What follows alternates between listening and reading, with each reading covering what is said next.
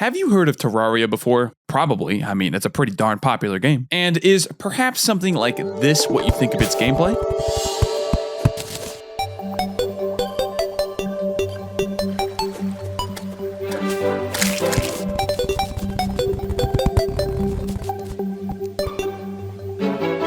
Well, I hate to break it to you, but Terraria is actually like this.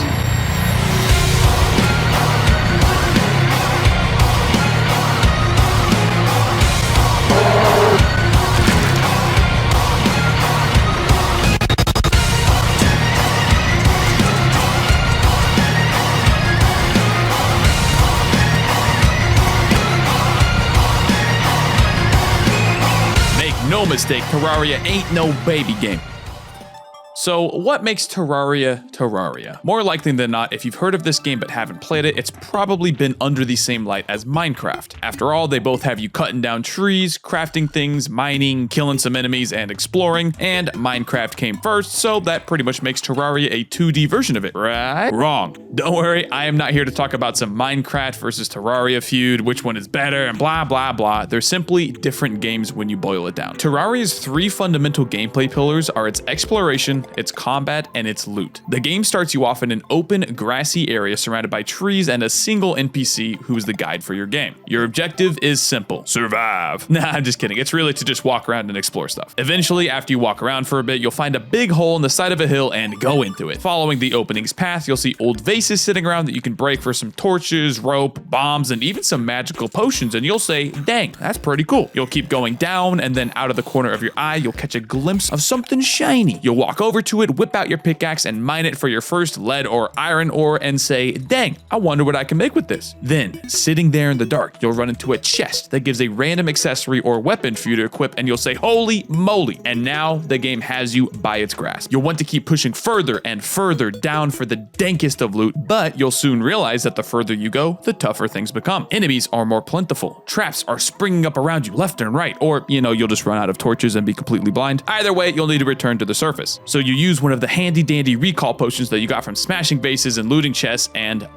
it's nighttime. This is where, despite you being ready for it or not, Terraria smacks you in the face with the second pillar, combat. Zombies and floating grotesque eyeballs start coming from all directions, and your only hope is to hold your ground. You could hide in your little dinky wooden house and wait till morning comes, but what are you, a baby? Absolutely not. You take your copper sword or whatever weapon you found underground in your hand and rush to meet your adversaries headfirst on the field of battle. Alright, I think this is getting a bit too dramatic. You kill the zombies and the eyeballs. If you die a few times, who cares? Your spawn point is literally right next to you. But after the night is over, you say to yourself, man, I sure wish I had better weapons, armor, and accessories so I could kill those bad guys faster. Plus, who knows? If I'm already finding zombies and eyeballs, what other dangers await me? I need to be fully prepared to take on everything. Boop, say hi to the third pillar, loot. While you'll still be running around exploring and killing, your focus has now shifted to acquiring the best gear possible. Around every turn, you'll be looking for that sweet, sweet, shiny ore to mine, or those hidden chests that, by the way, contain better items the further underground you go. Also, did I mention that there are multiple biomes for you to discover, each with its own set of monsters and loot that can spawn, and that those biomes are way more difficult to traverse than the wooded overworld and the basic underground areas? Yeah, that's what us gamers like to call progression. Terraria's sense of progression is so addictive. I mean, there's not even a level up system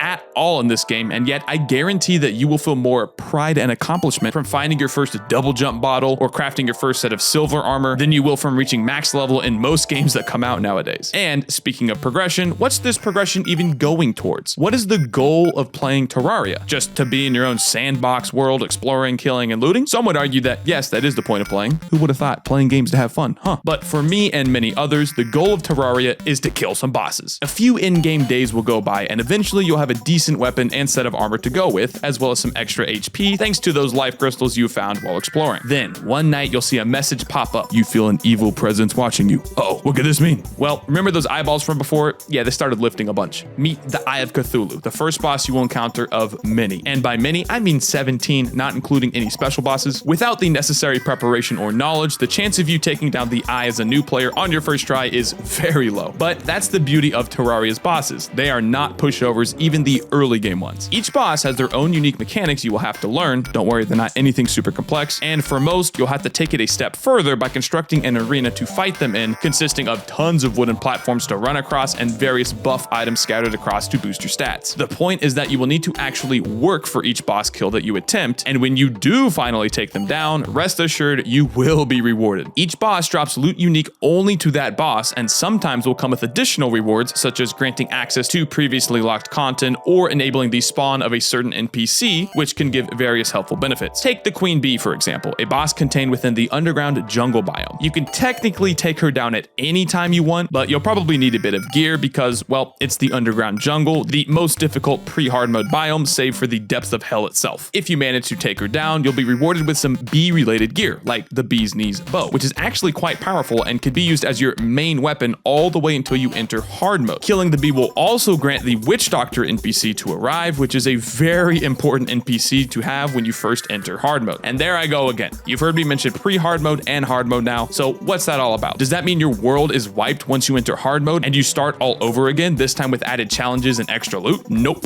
Hard mode is just phase 2 of your Terraria world that you've already been playing and progressing. As we covered, your journey starts with exploring, leads into combat, and then loot, with your focus being on taking down the different bosses, right? Well, hard mode is just more of that, but, you know, harder. Nothing in your world is reset, none of your loot is made obsolete, and none of the bosses you already killed are reused.